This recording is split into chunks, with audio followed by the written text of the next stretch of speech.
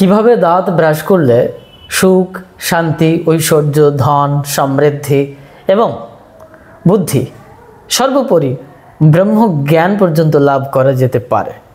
কথাটি শ্রবণ করবার পরে অনেকের মনে অনেক প্রশ্ন আসবে, অনেক বিতর্ক আসবে। কারণ আমি অধিকাংশ আলোচনার ক্ষেত্রে প্রদর্শন করি, যুক্তি প্রদর্শন করি। কি যুক্তি প্রদর্শন করি? সংস্কারাচ্ছন্ন যুক্তি প্রদর্শন করি। কুসংস্কারাচ্ছন্ন যে বিষয়টি, তা আমি বিচ্ছিন্ন করেই চলি। কিন্তু আজকে হঠাৎ করে দাঁত পরিষ্কারের বিষয়, এত গুরুত্বপূর্ণ বিষয়টি কেন উঠে আসছে? এবং দাঁত ব্রাশ করার বা পরিষ্কারের সঙ্গে সঙ্গে সুখ, শান্তি, সমৃদ্ধি, ধন, গবাদি পশু ইভেন ব্রহ্মজ্ঞান পর্যন্ত লাভ করা যেতে পারে। How is it possible? বিরাট একটি প্রশ্ন। সত্যি তাই। কেন আমি এটা বলছি? কারণ আমি বৈদিক সিদ্ধান্তকে অস্বীকার করতে পারবো না। আর বৈদিক সিদ্ধান্তের ভেতরে যেটা সম্পূর্ণ লজিক্যাল বিষয়, অর্থাৎ বৈদিক সিদ্ধান্ত জানতে গেলে তাকে প্রমাণ সাপেক্ষে যেতে হয়। শাস্ত্রের কিছু প্রমাণ আছে, সেই প্রমাণকে লক্ষ্য করে চলতে হবে। শুধু বেদ অধ্যয়ন করলে, শ্রুতি অধ্যয়ন করলে, স্মৃতি বা পুরাণাদি অধ্যয়ন করলে পরিষ্কার হবে না। এর ভেতরে সায়েন্টিফিক ব্যাপার আছে, যেটা সম্পূর্ণ সাধন তত্ত্বের সাথে সমাশ্রিত। আর সম্পূর্ণরূপে যদি জানতে হয় তাহলে তন্ত্র, টেকনোলজিক্যাল পদ্ধতি এবং যোগ, শাস্ত্রীয় সিদ্ধান্ত, শরদয় শাস্ত্রীয় সিদ্ধান্ত, অন্যান্য যে ব্যাকরণ, অলঙ্কার আদি প্রমাণাদি রয়েছে, সেগুলোকে পরিষ্কার রূপে জানতে হয়। তখন বোঝা যাবে যে এটা সংস্কারাচ্ছন্ন দৃষ্টান্ত বা সিদ্ধান্ত। এই জন্যে আমি যেটা বলছি সেটা সম্পূর্ণ সায়েন্টিফিক পদ্ধতি, যেটা কেউই অস্বীকার করতে পারবে না। আমি যদিও দাঁত সম্পর্কিত বিষয় নিয়ে অনেক পূর্বেই একটি বিশেষ আলোচনা রেখেছিলাম বা এই বিষয় নিয়ে লেকচার করেছি, সেটা একটি মারাত্মক বিষয়। সেটা যদি কেউ শ্রবণ করেন তাহলে পরিষ্কার হয়ে যাবে দাঁত আমাদের শরীরের জন্য কত গুরুত্বপূর্ণ বিষয়। দাঁতের সঙ্গে মস্তিষ্কের সম্পর্ক, চোখের সম্পর্ক, ইভেন টোটাল বডির সম্পর্ক রয়েছে। সুতরাং ইহা বলা বাহুল্য যে ইহা অত্যন্ত গুরুত্বপূর্ণ বিষয়। সুতরাং আমার বক্তব্য যে দাঁত ব্রাশ করবার সঙ্গে কেন ধন, সম্পত্তি, সুখ, সমৃদ্ধির সম্পর্ক কি? এখানে শাস্ত্রীয় সিদ্ধান্তে উঠে এসেছে আপনি যখন দাঁত ব্রাশ করবেন তখন একটি মন্ত্র উচ্চারণ করতে হবে। সঙ্গে সঙ্গে আরও কিছু ক্রিয়াদি রয়েছে। যদি সঠিক প্রক্রিয়ায় এই নিত্য নৈমিত্তিক দাঁত পরিষ্কারের বিষয় আপনি মেনটেন করেন, এটাকে ঠিক করে পালন করেন, তাহলে দেখা যাবে যে আপনি শারীরিকভাবে সুস্থ থাকছেন, সুন্দর থাকছেন এবং মস্তিষ্কের দিক থেকে আপনার বুদ্ধি, সমৃদ্ধি, যা কিছু বলুন তা বৃদ্ধি পাচ্ছে এবং একটি পর্যায়ে ব্রহ্মজ্ঞান লাভ হচ্ছে। তবে এই বৈদিক সিদ্ধান্তের যে কোনো একটি ক্রিয়া করলেই সম্পূর্ণত্ব লাভ হয় না। কারণ বৈদিক সিদ্ধান্তের যে নিত্য নৈমিত্তিক কর্মানুষ্ঠান, সেগুলোকে আপনাকে প্রত্যেক দিন করতে হবে। যেমন শুধু দাঁত পরিষ্কার নয়, দাঁত পরিষ্কার করবার আগে কি বলা হয়েছে? বলছে মলত্যাগ, প্রস্রাব আদি। এই শৌচকর্ম ধর্মের কয়েকটি অঙ্গ রয়েছে, তার ভেতরে এই শৌচতা। সুতরাং যে ব্যক্তি শৌচতা মেনটেন করে সে ধর্ম পালন করছে। আর যেখানে ধর্ম পালন হয়, যেখানে ধর্ম থাকে, সেখানে বিজয় নিশ্চিত। আর এই বিজয় মানে ধর্ম, অর্থ, কাম, মোক্ষ, এই চারি পুরুষার্থ আপনি জয়লাভ করবেন।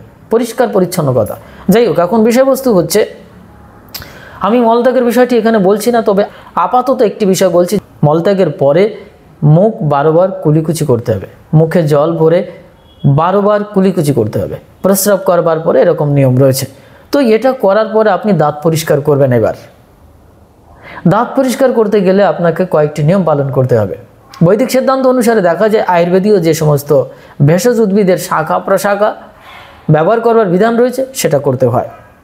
আপাতত এখন বর্তমান আধুনিক যুগে যেটা চলছে সেটা আলাদা বিষয়, কিন্তু আমি বৈদিক সিদ্ধান্তের উপরে ভিত্তি করে আলোচনা করছি। তবে বৈদিক সিদ্ধান্তের উপরে দাঁড়িয়েই কিন্তু বর্তমান যে আধুনিক সভ্যতা সেটা দাঁড়িয়ে আছে। কারণ দাঁত ব্রাশ করবার জন্য একটি শাখা প্রশাখার কথা বলা হয়েছে বা একটি ভেষজ বৃক্ষের কথা বলা হয়েছে, সেটা কিন্তু করঞ্জ বৃক্ষ। আপনারা যদি করঞ্জ বৃক্ষ সম্পর্কে জানেন তাহলে মাথা খারাপ হয়ে যাবে।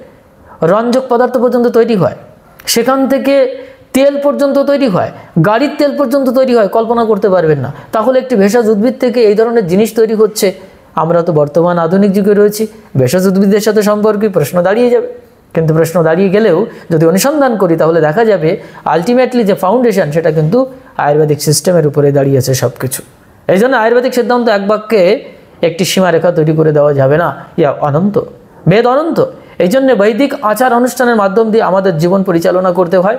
প্রকৃত যদি আমরা ধর্মাচার করতে চাই, ধর্মীয় হতে চাই, আধ্যাত্মিক হতে চাই, তাহলে আপনাকে বৈদিক আচারের ভেতর দিয়ে যেতে হবে। আর এই বৈদিক আচারের ভেতরে যে সংস্কারগুলো রয়েছে, এই শৌচ আদি থেকে শুরু করে যা কিছু, এগুলো আপনাকে মেনটেন করতে হবে। যদি এগুলো আপনি মেনটেন না করেন, তাহলে ঈশ্বর আপনার থেকে একটি কাল্পনিক দূরত্বে রয়েছে, যা আপনি কল্পনাই করতে পারবেন না। একটি কাল্পনিক দূরত্বে, যে দূরত্বের কোনো ভ্যালু নেই। সুতরাং বক্তব্য হচ্ছে শৌচাদি কর্ম। তো যাই হোক, দাঁত পরিষ্কারের পূর্বে মলত্যাগ আদি সঠিক প্রক্রিয়াতে করবার পরে আপনি যখন দাঁত পরিষ্কার করবেন, তখন একটি ডাল আপনি নেবেন গাছে। কি গাছের ডাল নেবেন? সেখানে বলা হয়েছে করঞ্জ, ঔদম্বর অর্থাৎ ডুমুর, আম, লোধা, চম্পক, কদম্ব, এগুলো উঠে এসেছে মোটামুটি এই গাছগুলোর। আবার কোথাও কোথাও আমরা জানতে পারি আয়ুর্বেদিক সিদ্ধান্ত অনুসারে সেটা হচ্ছে আপাং অর্থাৎ আপমার্গ। এই সাদা আপাং বা লাল আপাং দিয়ে দাঁত ব্রাশ করবার কথা বলা হয়েছে। আমি পূর্বে অনেকবার বলেছি, দাঁত 100 বছর পর্যন্ত নিখুঁত থাকে যদি কেউ সঠিক প্রক্রিয়া করতে পারে। যাই হোক, সেটা আলাদা বিষয়। এবার এই গাছের যে কোনো একটি শাখা প্রশাখা দিয়ে আপনাকে দাঁত ব্রাশ করতে হবে। তার পরিমাণ শাস্ত্রে লেখা আছে কতটুকু হবে, কতটুকু লম্বা হবে। যাই হোক, সেটা হচ্ছে 12 আঙ্গুল বিশিষ্ট লম্বা হবে এবং কনিষ্ঠ আঙ্গুলের মতো পুরু হবে অর্থাৎ মোটা। আমরা এক কথায় বলি কতটুকু সরু হবে বা কতটুকু মোটা হবে, সেটাও পরিষ্কার বলে দিচ্ছে কনিষ্ঠ আঙ্গুলের মতো পুরু হবে। বাস এইটুকু হলো। তারপরে আপনি সেই ডালটির একটি প্রান্তে চিবিয়ে চিবিয়ে কী করলেন? নরম করে ফেললেন, যেটা ব্রাশের মতো হয়ে যাবে। তারপর ব্রাশ করবেন। এই সাধারণত ব্রাশ করবার পদ্ধতি। কিন্তু এই ব্রাশ করবার সময় আপনি একটি মন্ত্র উচ্চারণ করবেন। এই মন্ত্র উচ্চারণের দ্বারা আপনার ভেতরে যে চিন্তন শক্তির বা আপনার ভেতরে যে এক মানসিক উন্নত চিন্তা শক্তি প্রবেশ করবে, সেটা কিন্তু এক অদ্ভুত ডিভাইন ভাইব্রেশন, কারণ মন্ত্রে সেই তত্ত্ব উঠে এসেছে। তো যাই হোক, যে এইবার সাধারণত এখানে বলে দিয়েছে কোন ভেষজ উদ্ভিদ থেকে হবে। কাঁটা জাতীয় এবং আঠালো যুক্ত গাছের ডাল থেকে ব্রাশ করতে হবে। তবে এই ডাল দিয়ে ব্রাশ করবার কিছু দিনক্ষণ, তিথি, নক্ষত্র আছে। যদি শাস্ত্র সিদ্ধান্ত আমরা মানি, সেখানে পরিষ্কার বলছে যে প্রতিপদ, অমাবস্যা, ষষ্ঠী, নবমী, রবিবার এবং বিশেষ করে পূর্ণিমার পরে প্রতিপদ, ষষ্ঠী, নবমী, অমাবস্যা, রবিবার, একাদশী, এই দিনগুলোতে যদি এই গাছের ডাল দিয়ে আপনি ব্রাশ করেন, তাহলে কিন্তু আপনার 7 প্রজন্মকে আপনি ধ্বংস করছেন, মানে নরকে যাবে তারা। এবং এই দিনগুলোতে যদি আপনি এই ডাল দিয়ে ব্রাশ করেন, তাহলে আপনি নিজে স্বয়ং সূর্যকে ভক্ষণ করছেন। এই কথাগুলো পৌরাণিকভাবে উঠে এসেছে, তবে এর সায়েন্টিফিক ব্যাপার আছে। সেটা এখন আলোচ্য বিষয় নয়। আমি আপাতত একটি স্বাভাবিক আলোচনার ভেতর দিয়ে যাচ্ছি, কারণ এতটা ইন ডিটেল বলতে গেলে অনেক সময়ের ব্যাপার। তো যদি আগামীতে সময় হয় অবশ্যই আমি আলোচনা করব। তো যাই হোক, এখন বিষয়বস্তু হচ্ছে যে এই দিনগুলোতে কিন্তু নিষেধ করা হয়েছে। তাহলে কি সেদিন ব্রাশ করবে না? কারণ বিজ্ঞান বলছে যদি আমরা নিয়মিত ব্রাশ না করি, তাহলে যে খাদ্য কণাগুলো দাঁতের ভেতরে প্রবেশ করে, তাতে কিন্তু আমাদের দাঁত নষ্ট করে দেয়, অনেক রোগ জীবাণু বৃদ্ধি পায়, ক্ষতি হয়ে যায়। ঠিক তো? তাহলে তখন কি করব? তখন শাস্ত্রীয় সিদ্ধান্ত দিচ্ছে যে মুখে জল ভরে নিন, এইভাবে 12 বার কুলিকুচি করুন। এটা সাধারণ নিয়ম। এবার তাহলে দেখা যাচ্ছে কি যে এখন বর্তমান আধুনিক যুগে ওই দিন যদি আপনি ডাল দিয়ে ব্রাশ না করেন, তাহলে আপনি সাধারণ ব্রাশ দিয়ে ব্রাশ করুন, বাস কই বাত নেই। এটা হতে পারে, কিন্তু নিয়ম এটাই বলা রয়েছে। এখন এই দাঁত ব্রাশ করবার সময় আমরা কি মন্ত্র পাঠ করব? তো সংস্কৃতে যেটা বলা আছে সেটা আপনাদের না বললেও চলবে, বাংলাতে যেটা আছে সেটা বললেও চলবে, কারণ এটা বৈদিক আচার অনুষ্ঠান। বাংলাতে যেমন বলা হচ্ছে, এটা মনে মনে দাঁত ব্রাশ করবার সময় স্মরণ করতে পারেন বা উচ্চারণ করতে পারেন বা বলতে পারেন। বলছে, হে বৃক্ষ, প্রাণীদের খাদ্য বা অন্ন দানকারী এবং শত্রুদের হত্যাকারী দেবতা চন্দ্র যার মধ্যে বিরাজ করেন, আমার মুখ ধৌত করে আমার খ্যাতি ও সম্মান বৃদ্ধি করুন। এই যে খ্যাতি এবং সম্মান কথা চলে এসছে, পরে ব্যাখ্যা করছি। হে বৃক্ষ, তুমি আমাকে দীর্ঘ আয়ু, শক্তি, খ্যাতি, সুখ, সমৃদ্ধি, সৌন্দর্য, গবাদি পশু, ধন, বুদ্ধি এবং ব্রহ্মজ্ঞান দান করুন। আমরা এখানে কিন্তু একটি জিনিস খুব পরিষ্কারভাবে দেখতে পাচ্ছি, সেটা কি? খ্যাতি, সুখ, শান্তি, ধন, গবাদি পশু পর্যন্ত এখানে উঠে এসেছে মন্ত্রের বাংলা অর্থে। আমরা সংস্কৃত মন্ত্রটা দেখি, তাহলে খুব পরিষ্কার হয়ে যাবে। অন্য অধ্যায় দুহধ্বাংশে সোমে রাজায় মাঘবত স মে মুখম প্রক্ষল্যতে यश च भागेन च आयुर्बलम यश वर्च प्रजा पशुवासुनि च ब्रह्म प्रज्ञांश मेधांश त्वन्नदेहि वनस्पति। এই হচ্ছে সাধারণ সংস্কৃত মন্ত্র। এখন সংস্কৃত মন্ত্র না বললেও চলবে, বাংলাতে যেটা বলা হয়েছে, হে বৃক্ষ, যেভাবে বলেছি, হে অন্নদানকারী, ঠিক আছে, শত্রু হত্যাকারী দেবতা চন্দ্র যার মধ্যে বিরাজ করেন, এইভাবে ক্রমান্বয়ে এই মন্ত্রটি অর্থাৎ বাংলা সরলার্থ বললেই চলবে। এখন যারা প্রশ্ন করবেন যে এই মন্ত্রের ভিতরে তো এই সুখ সমৃদ্ধির কথা বলা রয়েছে, সব কিছু আছে, কিন্তু বাস্তবিক কি হবে? না, আমি এক বাক্যে বলবো, বাস্তবিক কিন্তু হবে না। কেন হবে না? তার কারণ আপনি শুধু দাঁত পরিষ্কার করবার যে শৌচতার যে সংস্কারাচ্ছন্ন যে একটি পার্ট সেটা করলেন, কিন্তু তার পূর্বের যে শৌচকর্ম আদি বা অন্যান্য কর্মানুষ্ঠান নিত্য নৈমিত্তিক দৈনন্দিন, সেগুলোকে আপনাকে সঠিক প্রক্রিয়ায় করতে হবে। কারণ শাস্ত্র সিদ্ধান্ত দিয়েছে, যদি কেউ এই শৌচতা মেনটেন না করে, অর্থাৎ ধর্মের যে সমস্ত সংস্কারগুলো তারা যদি ক্রমান্বয়ে পর্যায়ক্রমিক ভাবধারাতে এগুলো মেনটেন না করে, তার ধর্মচ্যুতি ঘটে। সুতরাং আপনারা সেখানে দেখতেও পাচ্ছেন যে সাধারণ বলছে যে যদি অমুক দিনে ব্রাশ করেন এই গাছের ডাল দিয়ে, এই ডালগুলো দিয়ে, তাহলে সে সূর্যকে স্বয়ং ভক্ষণ করে, সে স্বয়ং সূর্যকে ভক্ষণ করে এবং কি করে, সে তার 7 প্রজন্মকে নরকে নিয়ে যায়। সুতরাং বক্তব্য দাঁড়াচ্ছে যে আপনি প্রত্যেকটি কর্ম সুনিপুণভাবে, অর্থাৎ বেদাচারে যা বলা আছে সেইভাবে আপনাকে পালন করতে হবে। যদি যায় তখন দেখা যাবে আপনার জীবনে অটোমেটিক এই সুখ শান্তি সমৃদ্ধি আসছে। তবে সায়েন্টিফিক ব্যাপার হচ্ছে, দাঁত আমাদের শরীরে একটি গুরুত্বপূর্ণ বিষয়। দাঁতে যখন ক্ষত হয়, যাদের দাঁতে যন্ত্রণা হয়, দাঁতে পোকা লাগে, পড়ে যায়, রক্তক্ষরণ হয়, তারা জানে যে এটা কত বড় যন্ত্রণাদায়ক। যখন দাঁতের যন্ত্রণা হয় তখন তাদের কাছে মৃত্যুশ্রেয় হয়ে ওঠে, মৃত্যু যন্ত্রণার মতো। এবং এটাও খুব নিশ্চিত, একটি ছোট্ট চুটকি গল্প না বললেই নয়, গোপাল ভাঁড়ের। তো রাজা কৃষ্ণচন্দ্রের ওখানে তার একজন আত্মীয় এসেছিল, তার অনেক বয়স, কিন্তু চুলে কালার করেছিল, দাঁত পড়ে গেছিল, নকল দাঁত লাগিয়েছিল, চোখের দৃষ্টিশক্তি খারাপ ছিল, কিন্তু তিনি খুব কৌশল করে চলতেন। একটা সময় তার মৃত্যু ঘটল।